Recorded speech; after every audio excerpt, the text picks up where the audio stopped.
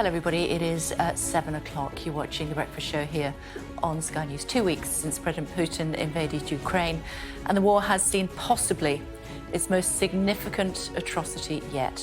A maternity hospital in Mariupol bombed by Russian forces. Speaking to Sky News, Ukraine's President Zelenskyy reiterated his call for a no-fly zone over the country. We'll speak to the Armed Forces Minister, James Heapy, and Labour's Ed Miliband this morning. It's Thursday, the 10th of March.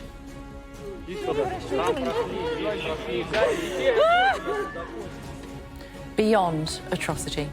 Ukraine's president says children are buried under the rubble of a hospital bombed in Mariupol, as he again urges the West to impose a no-fly zone over the country. He tells Sky News the world must act now before it's too late and stop the bombing. If it's prolonged this way, yes, you will see they will close the sky, but we'll lose millions of people. The Ukrainian government says that more than 1,000 people have been killed in Mariupol since Russia's invasion began.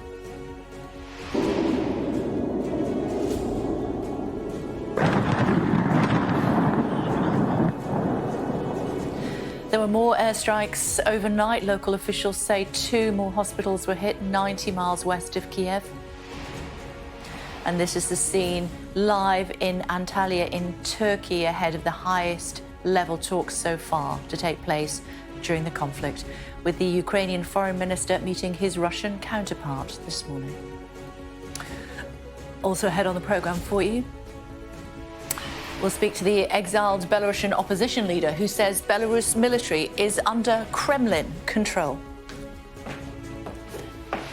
And we'll speak to the animal rescue charity in Ukraine, which is also helping to deliver supplies to hospitals.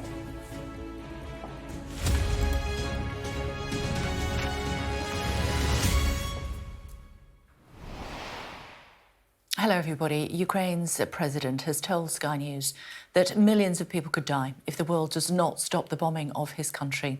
In an exclusive interview for British television, he accused Western countries of being indecisive, but Britain and the United States have consistently rejected Ukraine's plea for a no-fly zone. These are the latest developments. The UK's Ministry of Defence says there's been a notable decrease in Russian military air activity in recent days due to the unexpected effectiveness of Ukraine's defence. 3 hospitals have been hit by Russian airstrikes, 2 overnight and 1 yesterday on a maternity hospital in Mariupol. Russia has dismissed the Mariupol attack as fake news. Ukraine says 35,000 civilians have fled through humanitarian corridors so far, mainly in the city of Sumy in the east. More evacuations are expected today. And as talks between Ukrainian and Russian foreign ministers are scheduled to take place in Turkey today, President Zelenskyy has said Ukraine alone cannot end the war.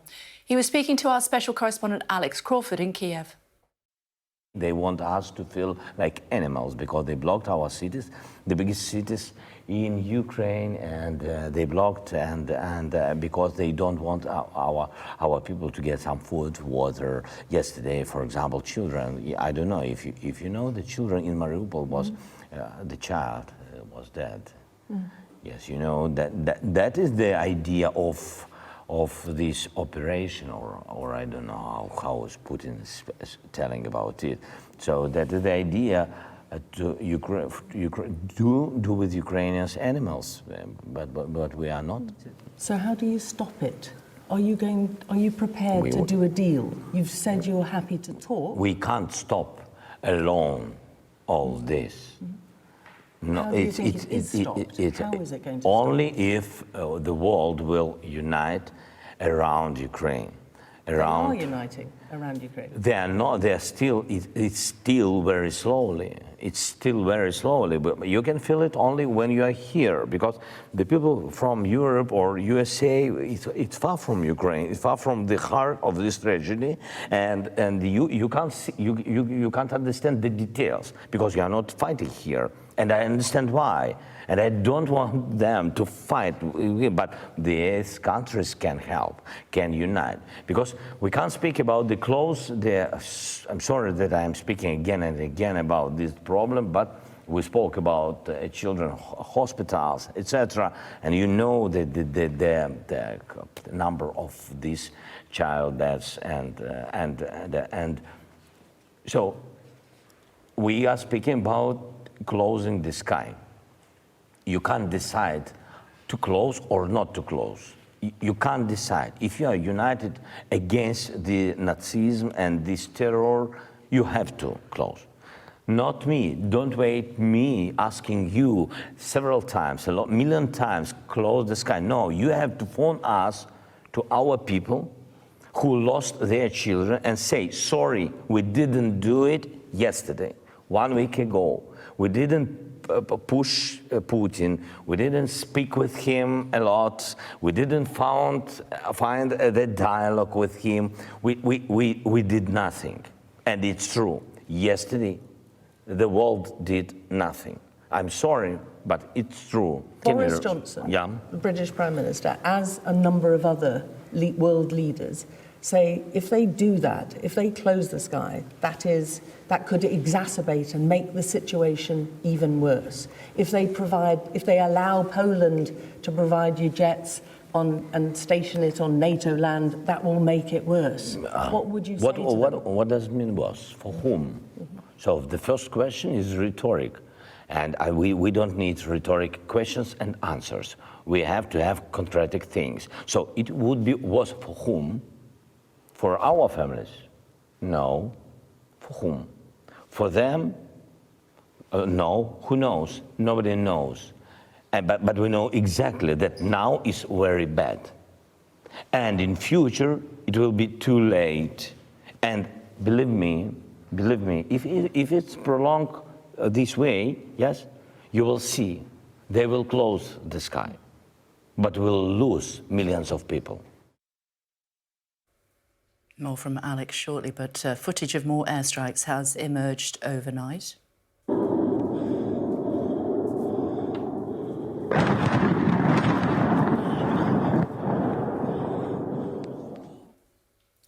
Local officials say 2 hospitals were hit in Zhytomyr, that's 90 miles west of Kiev. Russian aircraft was filmed flying overhead shortly before the explosion. The city's mayor said windows were blown out of the buildings, but no one was injured. Speak to the Armed Forces Minister should be James Heappey. Mr Heappey, thank you for joining us on the programme this morning. How are we going to deal with this monster who bombs mothers and babies? Well, look, Kate, that is, there is a simple answer to that, which is that he needs to stop. I mean, for all of the debate that we have over what the West should or shouldn't do, one man decides to fly his planes over another country and drop bombs. One man decides to launch artillery and missiles indiscriminately at urban areas, including, as we've seen yesterday, hitting a hospital in which women are giving birth. He needs to stop. Could it have been an accident? Russia this morning saying that it's fake news. Well, look, if it was an accident, and I'm not sure that it will have been, then they need to be asking themselves some pretty serious questions about their tactics, because the fact is that they are launching artillery and missiles into urban areas where they know that targeting is challenging, and they are using weapon systems that are not precision. That is a policy choice that they've made. And the West is watching, and Russian commanders need to remember that war crimes are not just committed by those at the very top of the Russian government. They are committed all the way down the chain of command by all who are involved. And these atrocities are being watched, they're being catalogued, and people will be held to account. Does Britain want this latest incident in Mariupol to be investigated as a war crime? Yes, absolutely. It is. What you see on your TV screens is a war crime. Now, clearly, there is evidence to be gathered in which to prove that it is a war crime, and Western countries are working together to make sure that that evidence is gathered in the best way so that people can be held to account. But let's be clear, what Putin is doing is not a war waged between two militaries. Right now, he has besieged a number of Ukrainian cities, and he's waged a war against Ukrainian civilians. At what point will it be right for the UK and or other NATO countries to intervene to prevent further war crimes? Well, this isn't being done as NATO, but lots of countries have effectively made a contribution that will allow the Ukrainians to defend themselves better, and with some success. So in the first wave of military aid that the international community sent, there were, from the UK's perspective, anti-tank weapons. We've now sent 3,615 of those, and there's more to come. And they have been, as you've seen in your footage of burnt out Russian armoured columns, they've been devastatingly effective. Other parts of the international community sent things called Stinger missiles. Now, they are kind of entry-level anti-aircraft missiles, but they've been very successful. The Ukrainian government claimed that 48 helicopters and 44 combat aircraft have been shot down.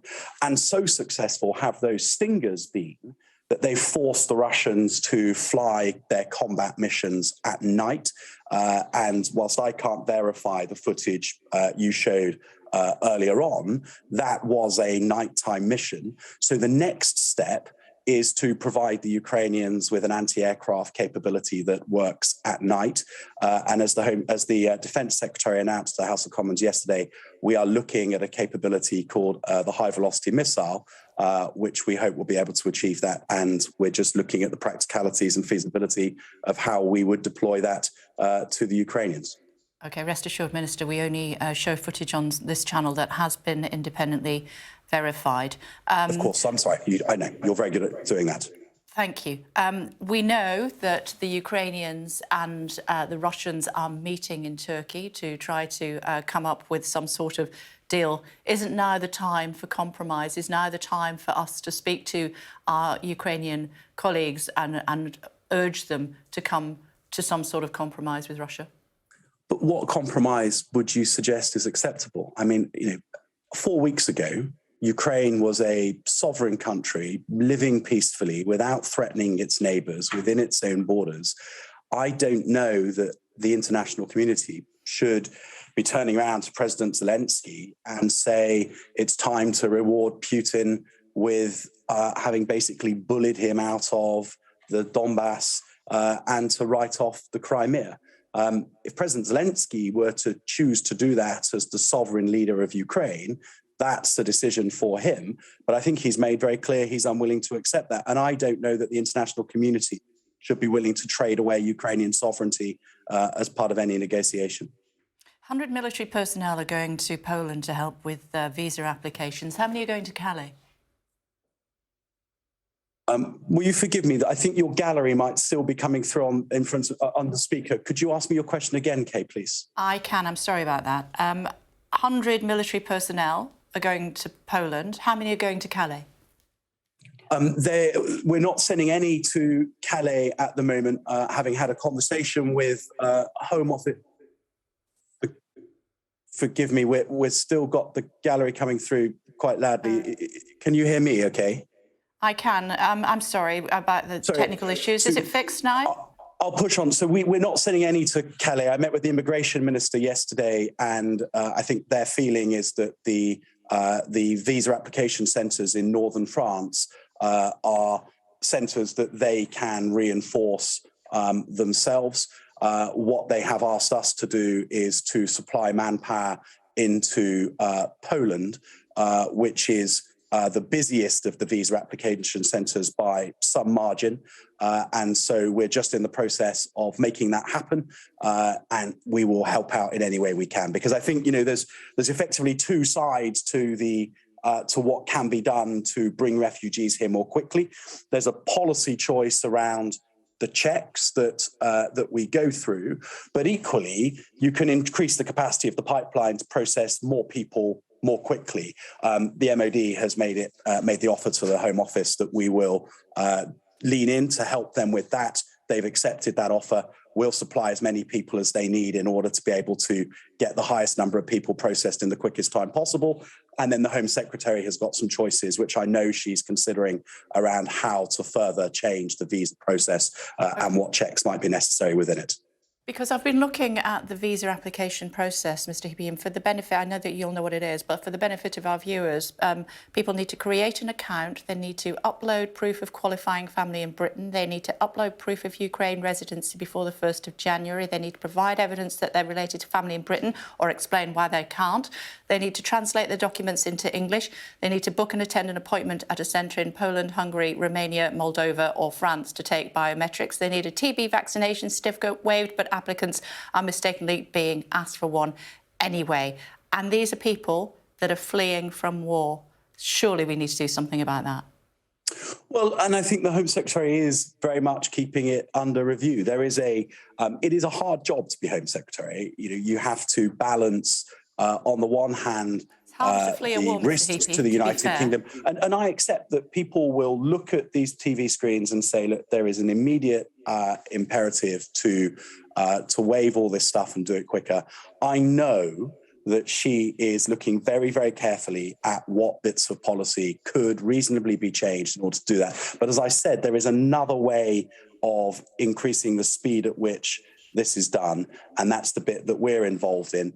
We will make sure, through working with our colleagues at UK Visas and Immigration and Home Office ministers, that we are providing staffing to visa application centres around the border of Ukraine so that they have higher capacity and are able to deal with applications more quickly, which I think, you know, irrespective of what policy changes may or may not come, that will make things much better for those who are leaving Ukraine and want to come to the United Kingdom.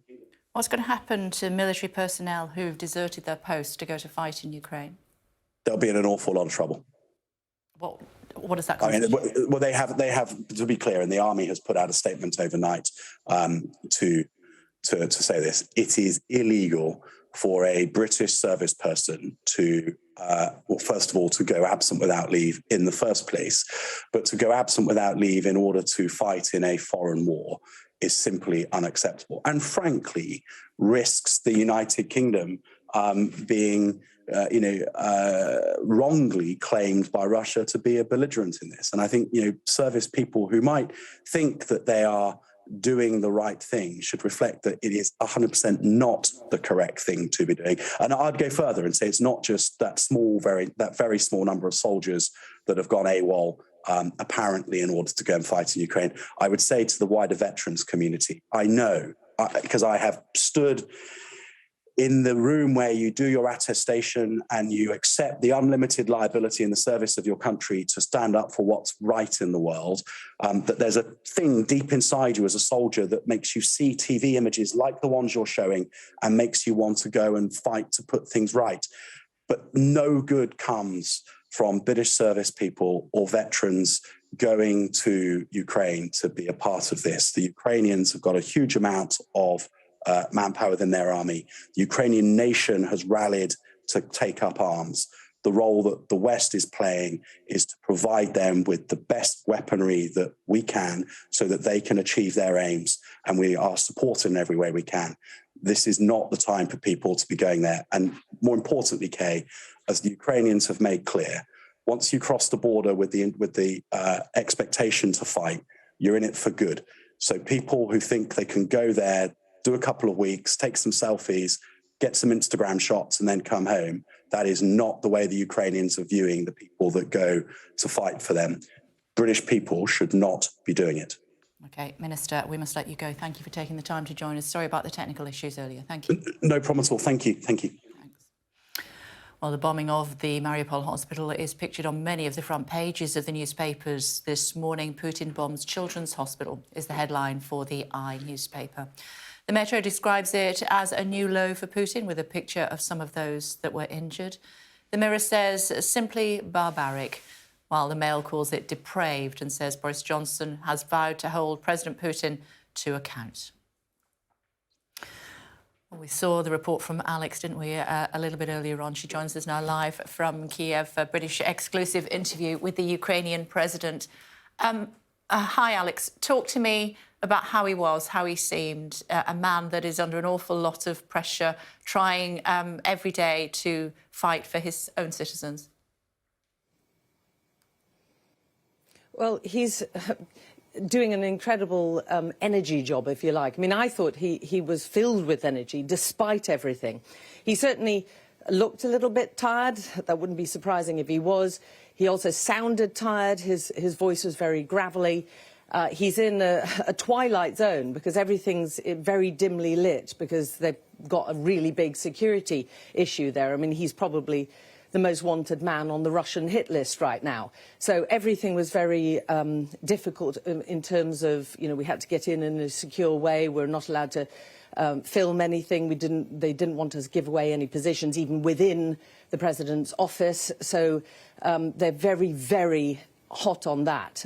They didn't want him to stay in one place for very long. After our interview, he was immediately whisked away. But he was angry and frustrated at the rest of the world's reactions. He keeps on calling on the rest of the world to unite. And when I said, well, they are uniting, aren't they, in terms of economic sanctions, President Putin has seen that as a declaration of economic war, if you like, against Russia. And he said he was very clear, I thought. And remember, this is a man who feels his English is not that good. I had to really press him to talk in English. And he was so determined and so driven to get his message across to the English-speaking world that he pressed on in English. And he said, no, they're taking too long. We can't wait for multiple governments to take decisions and multiple world leaders to decide it's the right thing. He said, I mentioned some time ago to a number of world leaders who we wouldn't name about how they needed to cut Nord Stream 2, and they didn't until everything started happening. He mentioned the casualties and the civilian targets and all that, and they didn't take action. So he very much seemed to me to be saying that blood was on the hands of a number of world leaders for not taking action much, much sooner. And every day, every hour that goes by, Ukrainian civilians and Ukrainian soldiers are being hurt and killed. Mariupol had just happened as we went in to interview him, and I managed to catch him again on the way out to press him on what he thought should happen to those who were targeting hospitals and civilians, particularly this maternity hospital. Here's what he had to say. All of them will be in prison. That's it. What to see? I don't want to see how people cut them legs or hands. We are people. We are normal people. They have to be in the prison and stop bombing. That's it, what we want. Him very much making clear that he wants to see all these people, particularly President Putin, prosecuted for what he considers to be war crimes, Kay. OK, Alex, thanks very much indeed. Fascinating interview with the President yesterday. Thanks for securing that for us. Thank you. Speak to you in the next hour. And Beth Rigby will be speaking to the Prime Minister this evening on Sky News on Beth Rigby Interviews tonight at 9 p.m, so watch out for that. It's a new programme fronted by Beth. Starts this evening. Very much looking forward to that. Still to come on the programme for you, going to be talking to Labour's Ed Miliband about the war in Ukraine and the impact on fuel prices as Labour announces their plan for energy security. Later on, joined by a lawyer working to provide financial aid to Ukrainian refugees as they struggle to bypass UK visa requirements. And the UK's former permanent representative to NATO, Lord Ricketts, joining us to discuss the Russia invasion of Ukraine and the role of the West in the conflict. And looking at the closer developments for you now in a little bit more detail. Here we go. Ukraine says 35,000 people have so far been evacuated along safe routes from besieged towns and cities.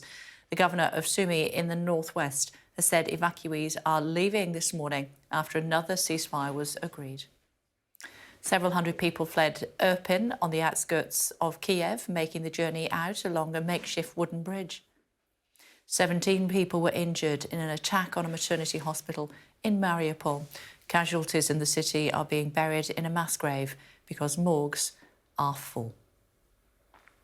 Another 2 hospitals were hit in Zhytomyr, which is 90 miles west of Kiev.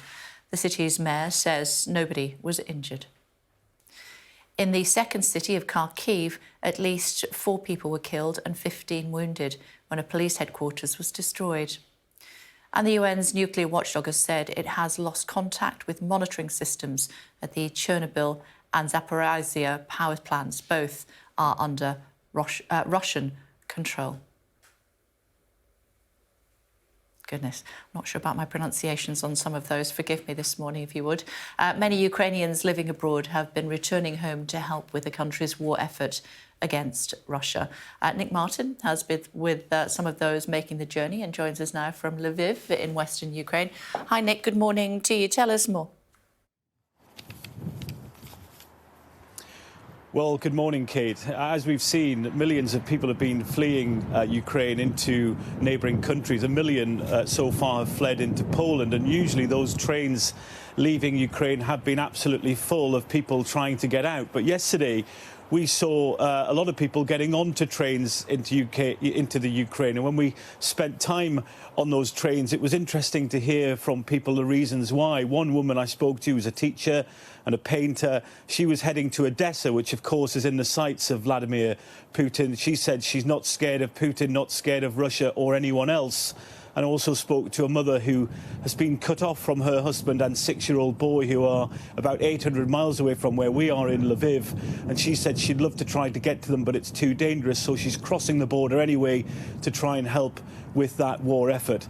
Of course, more broadly, the Russian military continue to intensify sieges over key Ukrainian cities. Of course, we saw that horrendous attack on the children's hospital and maternity hospital in the port city of Mariupol.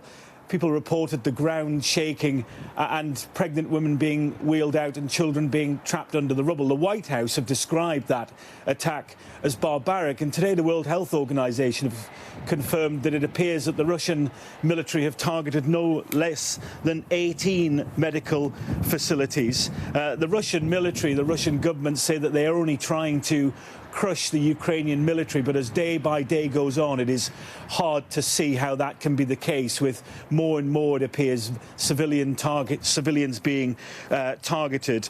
The Russian invasion, of course, continues, and the amount of people who are fleeing continues. Yesterday we were reporting around 2 million are set to leave this country, but of course it will be many, many more than that. OK, thanks a lot. Well, the Ukrainian and Russian foreign ministers are meeting in Turkey today in the highest level talks between the two nations since the invasion began. Our international affairs editor, Dominic Waghorn, joining us now from where the meeting is taking place. Hi, Dominic, good morning. What's hoped for? Okay, well, the hope is that they can somehow make some progress in the diplomatic track that has been begun in Belarus. And now, as you say, the highest level meeting between the foreign ministers, Sergei Lavrov and Dmytro Kuleba, they hope they can build on that.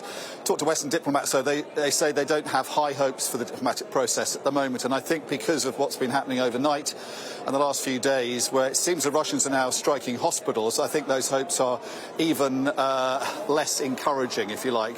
The prospects of a breakthrough here are pretty limited, I think. What we're seeing the Russians doing in Ukraine is what they did in Syria and honed to a level of cynical perfection, which is where they use ceasefires, and the aim is to produce a ceasefire out of this meeting as kind of tactic of war. It allows a humanitarian corridor, so that allows a way out of an area, and then the Russian Air Force in Syria just bombarded and used airstrikes to hit hospitals. And the reason for that is, if you can imagine at home your hospital, your maternity hospital, is hit by an airstrike, then you want to get out of the area. The safest place in your town has been hit, you need to flee. And the Russian tactic in Syria was to make people flee in their thousands, their tens of thousands, along these humanitarian corridors under ceasefire while they bomb these hospitals. And what the Russians are seeing in places like Kherson is a lot of people coming out on the streets, confronting their soldiers, using people power, trying to confront tanks. Now, one way of dealing with that is you just force the civilians to flee, to run for cover and get out of their area. And therefore, the fear is, I think that's what they are now trying to do in Ukraine, as they did in Syria. So I think that is probably going to be tempering any hopes, any optimism about these talks. But it is a good sign the talks are happening, of course. So Lavrov and Kuleba meeting for an hour and a half, in about half an hour's time, holding press conferences afterwards. We'll see what they have to say. I think the best hope is for some kind of a ceasefire. The fear is that Russia will then be using that cynically as a kind of tactic of war.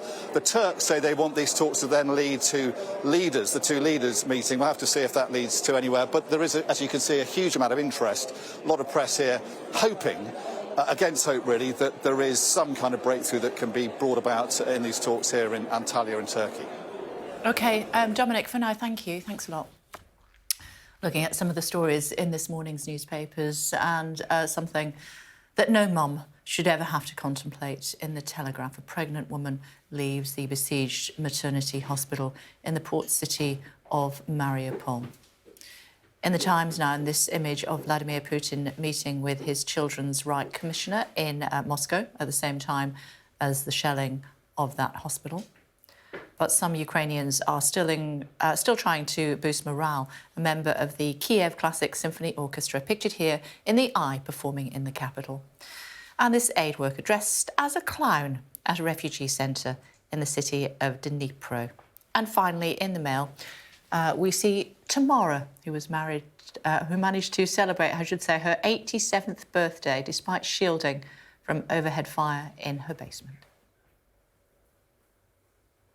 Looking at our top stories for you this morning. President Zelenskyy has accused the West of being indecisive and told Sky News millions of people will die if the world does not stop Russia bombing of Ukraine. He's described the Russia airstrike on a maternity hospital in Mariupol as a war crime. He says children are buried beneath the rubble. The Russian and Ukrainian foreign ministers will meet today in Turkey in the highest level diplomatic talks so far. What you're seeing on your TV screens is a war crime. That was the message from the Armed Forces Minister James Heappey just a moment ago on this programme. I asked him about the recent reports of the Mariupol maternity hospital being bombed by Russian forces. This is what he said. The West is watching, and Russian commanders need to remember that war crimes are not just committed by those at the very top of the Russian government. They are committed all the way down the chain of command by all who are involved. What you see on your TV screens is a war crime. Now, clearly, there is evidence to be gathered in which to prove that it is a war crime, and Western countries are working together to make sure that that evidence is gathered in the best way so that people can be held to account. But let's be clear, what Putin is doing is not a war waged between two militaries. Right now, he has besieged a number of Ukrainian cities, and he's waged a war against Ukrainian civilians. Tamara is here, fascinating, listening to the Minister this morning on all sorts of levels, not least the telling veterans and those going AWOL not to do it. Absolutely, and a complete rebuke to what Liz Truss, the Foreign Secretary, said in an interview a couple of weeks ago, which is that she would support those going to fight for Ukraine. James Heappey was very clear that not just serving soldiers must not desert their posts, as we know a very small number have done and gone to Ukraine, but veterans and other British people with some military experience who feel that they could be of help there. They've seen the horrifying pictures on television, which he said appear to be a war crime. He said they must not go there because this is not like a 2-week sort of assignment. This is you're there until the end of the war, and it is better to leave that fighting to the Ukrainians with the weaponry that Britain has sent them. So a pretty stark message there, and shows a complete split there at the top of government, or rebuke to what the Foreign Secretary said at any rate. I thought it was also fascinating what he said about the prospects for peace talks in Turkey today. Yeah. Pretty high level now with Sergei Lavrov, the Russian foreign minister there, with his Ukrainian counterpart. I mean, there are some commentators who say, look, these horrifying scenes in Mariupol are only going to spread around the country as the Russian advance tightens its grip around Kiev. He said it was a war crime, he said that Britain was going to report it as such. Absolutely, but he also said on whether the Ukrainians should essentially sort of sue for peace now, he said you've got to be very sceptical, and it appears to be not the British government's advice that President Zelenskyy should, he said, reward Vladimir Putin's advance on a sovereign country by making a ceasefire. So very much supporting the Ukrainians all the way if they want to fight on, come what may. And I wonder what you thought about visas and refugees. Well, it sounds as if that is moving today, Kay. I understand that the policy is very fluid at the moment, and that the Home Secretary may well announce changes today. The sort of thing the government are looking at is whether Ukrainians who are here on temporary visas, so people who are visiting, students, people who are working temporarily but don't have permanent residency, whether they will be able to bring family family members over because they can't at the moment, and that looks like an obvious avenue for the government to go down. But are they going to get rid of biometric checks? No, is what I'm told. Even for children or in special cases, that is not a route they're going to go down. But certainly he sounded very aware that things need to start moving to prevent these sort of angry scenes we've seen at the Polish border. Tomorrow's Take 9 o'clock. See you Looking then. forward to it. Thanks very much indeed. Meantime, the Prime Minister has continued to resist calls to drop visa requirements for Ukrainians just hearing they're fleeing the war, insisting security checks were vital. Joined now by Eugenie Webster-Rabitanova, Chair of the British-Ukrainian Law Association. Hello to you. Thank you so much for joining us on the programme this morning. What should happen? Can you hear me okay? No, I didn't hear you. OK. Can you hear me now? Yes. I just wanted to ask you your opinion on what we're hearing from the British government as far as visas and biometric checks are concerned. Well, we knew the cases when investors' visas for very rich people were accomplished in a matter of hours. So obviously the security checks are very important, but certainly there are ways to complete them faster. What we're hearing now that people who were able to escape the war are now in uncertainty where they go next. While Europe allows people to come without visas, the UK doesn't. So basically people who are exhausted, who are very tired, who had to flee on foot, who are now in a strange country, in a strange city, they have to wait and they don't know how long they have to wait. Sometimes they don't have money to pay for the accommodation to wait. And then the visas are only issued in a few visa centers around Europe, really few. So this all makes people very anxious. I'm sure. Are you in contact with people that are still trapped within Ukraine? Yes, I am. My whole family is in Ukraine. My parents and my sister, my nephew and his family, they are in Ukraine. And what are they telling you? Well, they hope for the better. They hope that the UK and the US will help them. They hope that Ukraine will get more modern weapons like fighter jets and air defense system to protect them from the horrible bombing. Because they go to bed, they don't know if they're going to wake up. So they wait for this modern equipment to be delivered and to stop killing civilians. The road is very risky for them. My parents are elderly, they haven't got a car. They're not sure they can reach that border. So for them, they're just praying that this stops. Yeah, I'm sure. Are you in touch with people that are at Calais at all? No, I'm not. I don't know anyone at Calais. But you're aware, obviously, that there are some Ukrainian people that are stuck there, not sure what to do next. Others very keen to get into the United Kingdom as and when they can. But it does look as though potentially, we're hearing there from my colleague Tamara, that might become a little easier from today. What would you say to the British government? First of all, thank you so much for your overwhelming support. Everyone in Ukraine is extremely grateful. And Ukrainians are fighting this war for all of us here because there is no guarantee that Russia won't move further if it is not stopped just now. So please support Ukraine with all military defensive systems that you can, air defense, fighter jets, so that civilians are not killed, are not bombed, and that we can win in this war for all of us. It's good to talk to you. I'm so sorry that your family is still in Ukraine, and I hope that they have an opportunity to be reunited with you very soon. Thank you very much indeed for joining us. Thank you. Thank you. Sylvia Simchek works as an immigration advisor for the East London charity, the Renewal Programme, and she's with us now. Hello to you, Sylvia. Again, we've heard that potentially the British government might be making things a little bit easier for Ukrainians to get into the country later on today. Up until now, how much of a challenge has it been? Do you know? Well, the scheme hasn't been performing very well under the under the Ukrainian humanitarian visa route.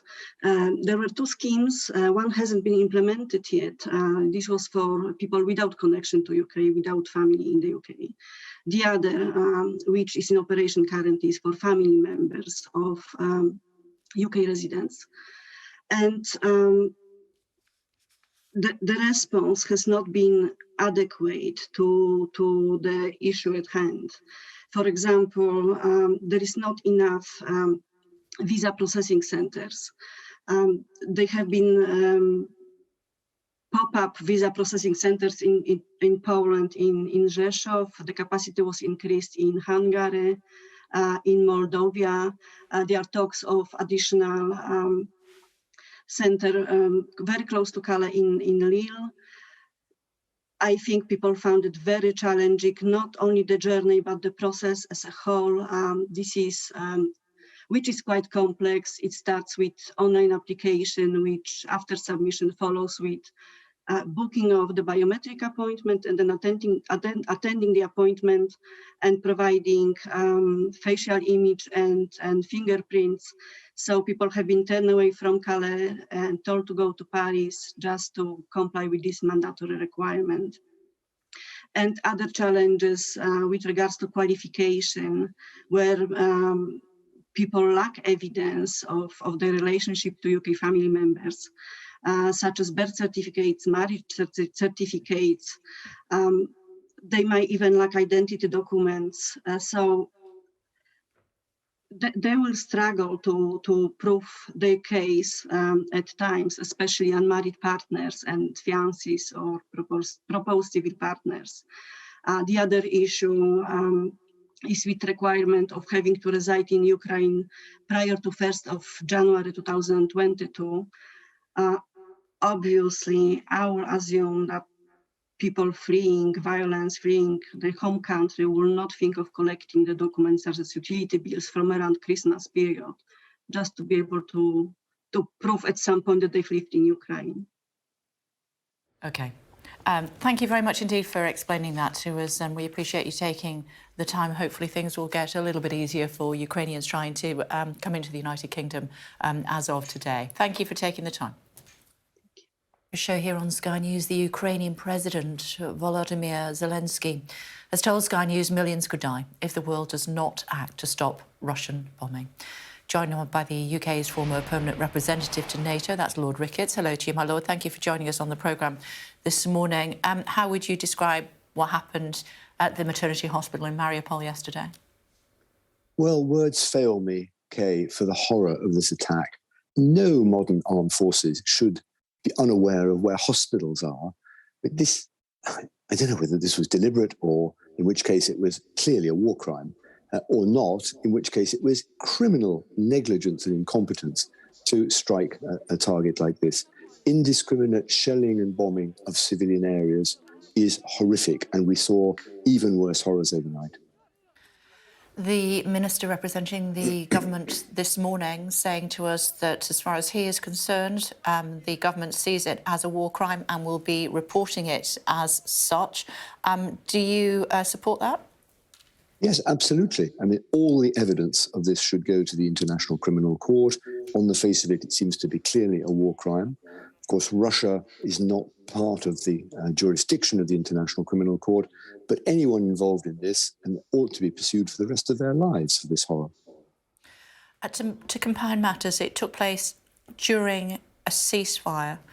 Humanitarian corridors that are supposed to be opened so that civilians can get out of these bombarded cities, they're being shelled as they try to leave with what they're standing up in, holding the hands of their children. What, if anything, can we do to try to help these people?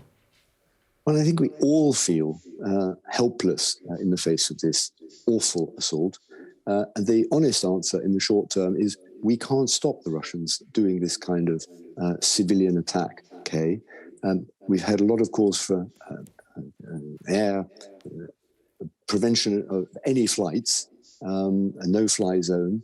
But a no-fly zone wouldn't stop Russia shelling the civilian corridors that they've agreed to. I think what we have to do now is move on from regarding this as a conflict between Ukraine and Russia, confrontation between NATO and Russia. This is a global issue. This is Russia attacking norms and values of every civilized country in the world. And Russia ought to be a pariah state around the world for having conducted these sort of indiscriminate attacks on civilians across Ukraine. I don't think we can stop it in the short term, but we can make sure Russia pays a terrible price for this for years to come. How concerned should we be? How concerned are you that President Putin has made veiled threats to other neighbouring countries, including countries like Sweden? President Putin deals in threats and menaces and flesh creeping. He was a spy for most of his life, and that's his stock in trade. I believe that there is a clear distinction between countries that were part of the former Soviet Union, where he seems determined to bring them back where possible into some sort of vassal state around Russia. Not, I think, the Baltic states, because they're now part of NATO, and that is an absolute red line. Sweden is also a deeply embedded Western country. It has a duty of solidarity in terms of all EU members with it. So I think that we should regard this as the kind of menaces that Putin always returns to. He's in a weak position in Ukraine. He's looking for ways of increasing the pressure on the West. We shouldn't be spooked by that. We should continue firmly, and I'm glad to see that Sweden is very much part of the Western effort to increase the price for President Putin here. We know that he has sent his foreign minister, along with the Ukrainian foreign minister, to Turkey to have the highest level talks that we've seen between the two countries so far. How hopeful are you that anything will come of that? Again, when I spoke to the minister this morning, he wasn't very. No, well, I'm not either. I mean, there doesn't seem to be any common ground between the two sides at all at the moment. And if the Ukrainians were ever in any mood for compromise, which I don't think they were, the horrors of the last fortnight, I think, have made them even less so. Nobody knows what Putin would regard as a minimum face-saving outcome for this awful assault that he's now launched. But I don't think, having listened to President Zelenskyy in the parliament 2 days ago, that he is in any mood for any concessions at all in terms of giving away parts of Ukrainian territory or conceding Russian rights even over the eastern part of the country. So if they can do something about humanitarian corridors and civilian humanitarian relief, that I suppose would be good. I don't think we are anywhere near a negotiated settlement to this crisis, Kay. I think it's going to be a long crisis. I think the most likely outcome would be some kind of awful stalemate where neither side has won, but neither side has lost. In any case, I don't think that we are going to be seeing any sort of brokered solution anytime soon. What do you think will happen to the Ukrainian president? Well, he has emerged as an absolute hero from this crisis. I think the entire country is behind him. He's one of those inspirational leaders that sometimes emerges in wartime. I hope he's taking great care of his own safety. And I think we should be giving him all the advice and support we can in that. It's, I think, really, really important for Ukraine that he continues as the not just a symbolic head, but the manifestation of their extraordinary national will to resist. And how worried should we be about waiving visas and the security issues that might cause in the United Kingdom, which is what we're being told is one of the problems of the logjam of visa applications? I think we have to put the two parts of our conversation together. I mean, we can't react with horror at the indiscriminate attacks on civilians and then immediately turn around and say we're going to impose an awful lot of bureaucratic requirements on those fleeing this terror and making it extremely difficult for them to come to this country.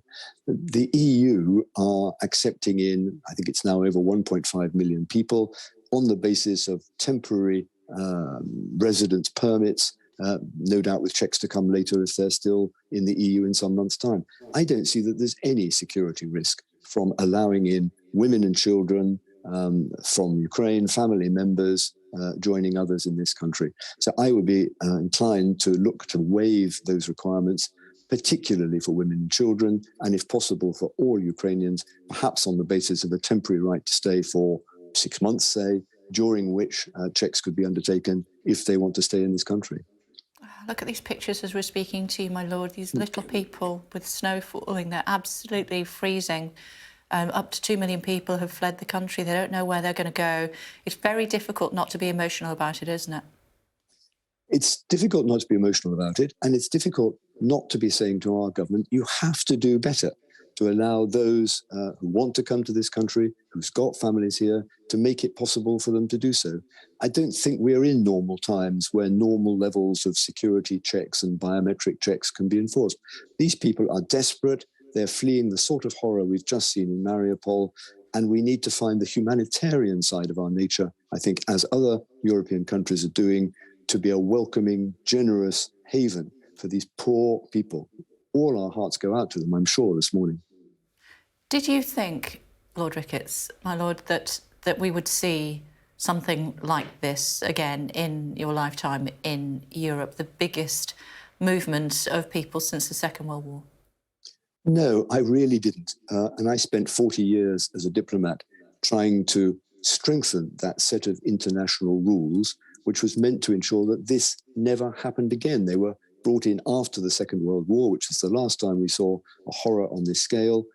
I lived through the 1990s and the ethnic cleansing in former Yugoslavia, which was terrible, but much more limited than this. I really never thought we'd get back to full-scale war against the civilian population in a European country. It is a really desperately sad setback to the darkest days of the 20th century. And the whole world needs to come together to put the pressure on Russia to stop this awful assault. And a final thought from you, my lord, if you will, those that are serving military, that are so overwhelmed by what they see, giving up their posts and going to Ukraine, the Armed Forces Minister not at all happy about that. What would you say? Well, I wouldn't encourage people to do that. I think we all understand the sense of incredible exasperation, frustration, and wish to do something. But remember, this is now a war zone with no laws. The Russians are no respecters of the laws of war. If anyone fell into Russian hands, I hate to think what happened to them. I think we should be helping the Ukrainians in every way, through material, through weapons, through economic support, through humanitarian support.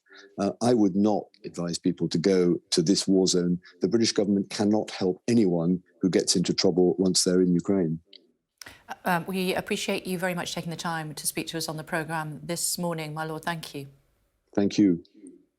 Still to come in the next hour of the programme, we'll have more reaction to the recent developments in Ukraine. As the Armed Forces Minister, James Heappey, says, what we're seeing on our television screens is war crimes by Russia. In addition to that, he warned British serving military personnel not to head to Ukraine, and in his words, come up with selfies. He said that they will be in an awful lot of trouble. What does Ed Miliband think about that? We'll be asking him in just a moment here on Sky News. Stay tuned.